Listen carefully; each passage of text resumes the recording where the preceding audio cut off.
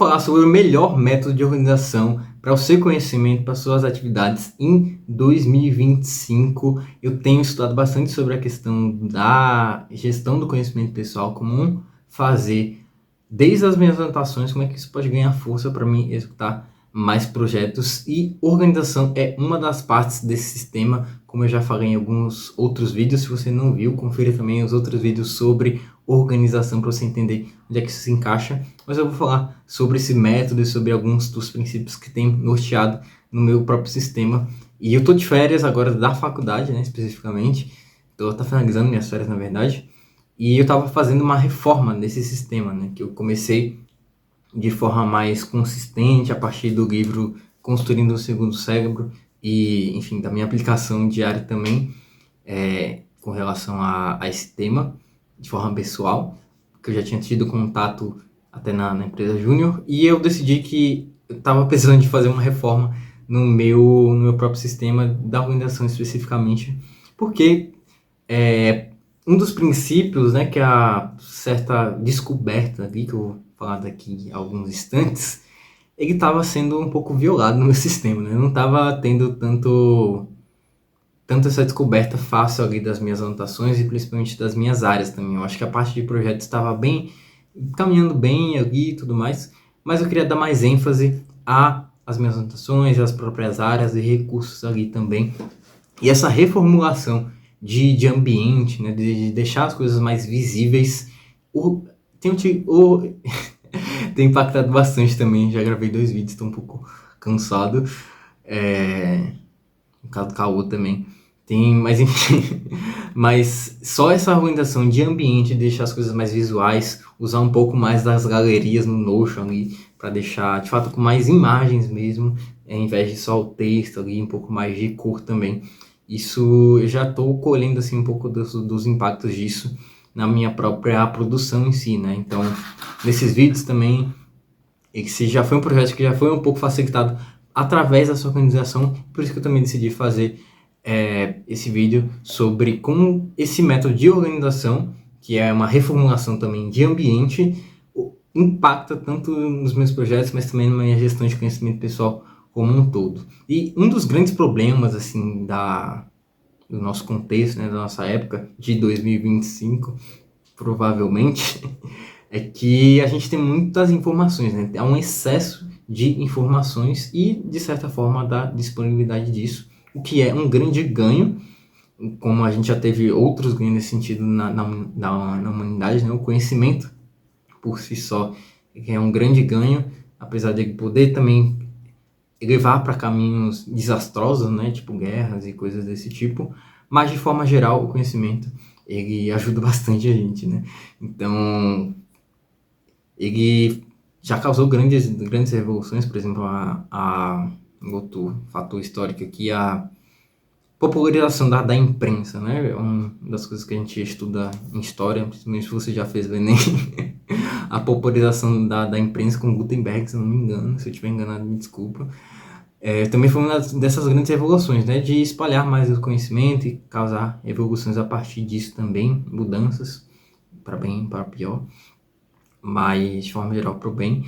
E hoje a gente também vive uma coisa parecida, né? Que é o advento da inteligência artificial, um contexto de explosão, assim, para o aspecto popular, né? A inteligência artificial já existe há, enfim, alguns anos aí, 20, 30 anos. O pessoal da computação já deve saber um pouco melhor do que eu, mas o fato é que há uma popularização disso e há um excesso, né? Já havia um excesso por conta da internet e hoje também há um incremento a esse excesso por conta da disponibilidade da IA, né? Que é isso. Bom e ruim são coisas muito relativas, mas de forma geral, quando eu falo de excesso, eu falo de uma sobrecarga, né? Algo que mais trava a gente em certa medida do que ajuda e ganha tempo. Porque a ideia é que o conhecimento também ajude a gente a ganhar tempo e poder fazer outras atividades. Mas quando a gente fica nesse ciclo eterno de simplesmente buscar por conhecimento, que nesse caso é mais informações soltas, desconectadas, isso vira um excesso prejudicial de forma geral. E isso não é uma coisa que você resolve simplesmente localizado, né? Não é só uma coisa sua, não é só uma coisa minha, por exemplo. Não é só com o meu sistema de gestão de conhecimento pessoal que isso vai ser resolvido. Até porque tem outros interesses a partir desse excesso de informações. E até eu mesmo estou produzindo conteúdo com um objetivo tanto de... Tem esse objetivo educacional por si só, porque é um conteúdo gratuito, não deixa de ser acessível, mas também tem um objetivo de, enfim, de marketing, né, de construir um negócio a partir disso também. Eu não tenho nenhum problema em falar isso, porque de fato é o trabalho que eu estou elegendo para esse momento da minha vida.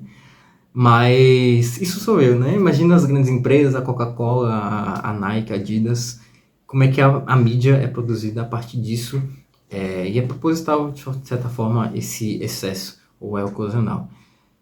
Mas mesmo que a gente não consiga, de fato, resolver isso em termos particulares, né? Eu acredito que esse problema global não é resolvido em termos apenas particulares.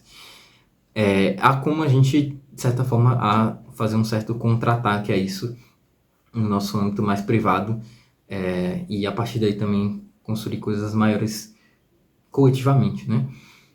Enfim, isso coisas mais amplas aqui.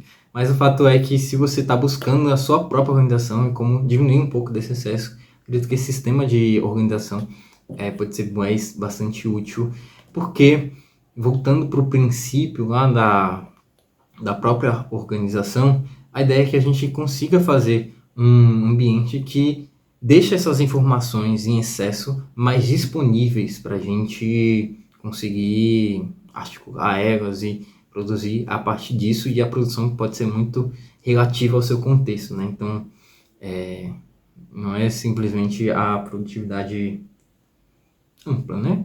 A arte também, uma certa forma de produção. Eu falo produção nesse sentido de arranjar recursos e externalizar algo para o mundo, né? Algo mais amplo, assim. Acho que ajuda mais do que uma certa ideia de produtividade muito demarcada, assim.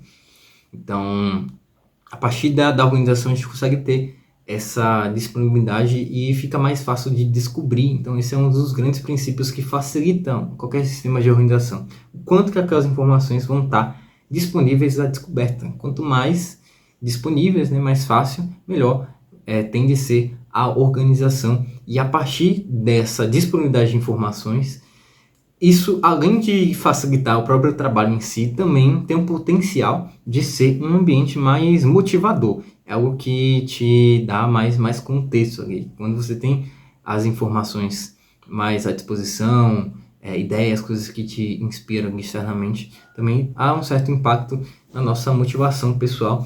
E eu falo isso além de, enfim, na base da psicologia, né, de forma mais ampla, que eu inclusive não falo tanto de psicologia aqui, não pretendo falar tanto especificamente sobre psicologia aqui, por enquanto, nesse momento da minha vida, mas o ambiente tem uma influência, né, de forma geral isso é sabido, mas você consegue modular seu próprio ambiente quando você tem essa organização, principalmente essa organização digital, porque a gente está em muito contato com isso constantemente. Então, quando eu, por exemplo, faço o meu sistema de gestão do conhecimento, que eu deixo tudo bonitinho, tudo organizado, tudo bem personalizado, aquilo também me motiva e me relembra por que eu estou fazendo as coisas que eu estou fazendo, e é um facilitador também para a ação. Porque se eu tivesse que retomar tudo aquilo, e vou fazer um vídeo, tenho que ler, tenho que fazer anotação, tudo na mesma hora, isso também aumenta o custo, né? O custo daquela resposta, daquele comportamento de forma geral.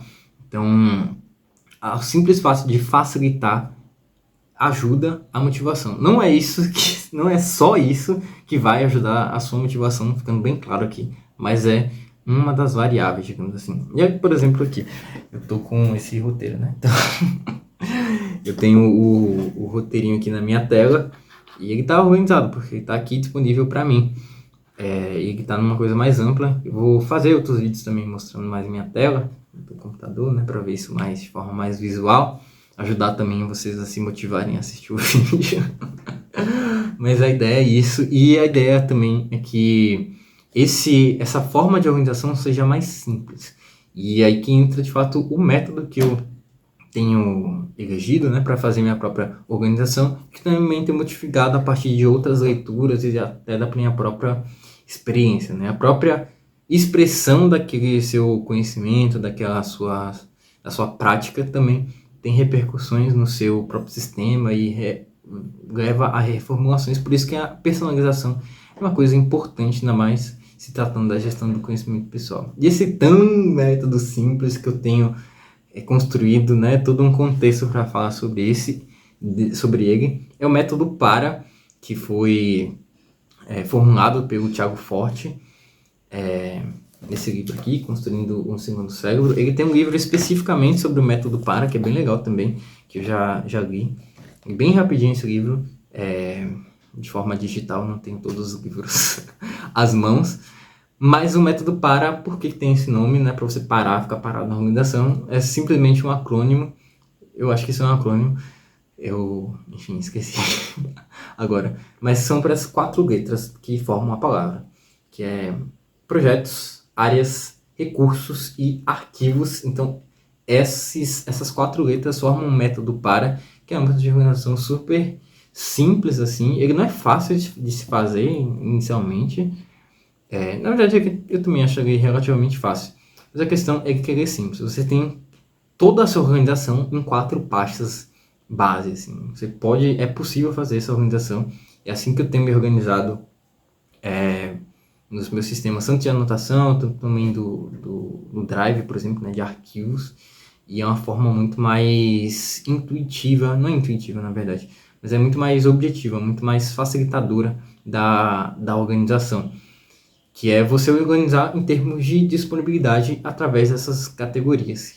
E eu acho uma coisa que é bem legal, assim, que o Thiago Forte fala também, que eu tenho aplicado e vendo os impactos disso, é que você não precisa criar áreas, por exemplo, da sua vida, se você não tiver nenhuma nota para aquilo, porque isso cria uma outra dificuldade, né? A ideia é que conforme você vá fazendo as anotações, você vai criando as áreas por uma certa demanda. Claro que você pode ter áreas básicas ali, mas não é uma coisa demarcada, específica, que você tem sei lá, vida pessoal, vida profissional. Isso são exemplos de áreas, mas não necessariamente precisa ser as suas áreas, né? Por exemplo, eu tenho áreas deixa eu pegar aqui uma coisa que não seja tão óbvia assim, né? Inclusive eu tenho que gravar, né, minhas áreas. Mas só para dar um exemplo assim de como isso é subjetivo também, né? Por exemplo, a área do box, que é algo que vou ter um comprometimento mais a longo prazo e que está iniciando agora, mas não necessariamente você está fazendo box como eu, precisa criar uma área do box, né? Não precisa ser só atividade física, precisa ser algo que também te motive, como eu falei, criar um ambiente estratégico para você facilitar na sua rotina, tanto na parte da disponibilidade, da descoberta, mas também na sua própria motivação a partir desse ambiente mais bonitinho, enfim, mais contextualizado também. E esse é o método PARA. E agora eu vou te indicar um livro. Um livro o quê? Um livro eu já indiquei, né? Esse aqui, que eu vou falar bastante sobre ele em vários vídeos. Mas eu vou te indicar um vídeo que eu fiz falando mais sobre cada pasta desse método, que é um método PARA. E vai lá para você conhecer melhor sobre essa melhor forma de se organizar em 2025, dado todo esse contexto mais amplo de excesso de informações. Te indico aqui esse livro falando mais especificamente sobre o método PARA. Valeu!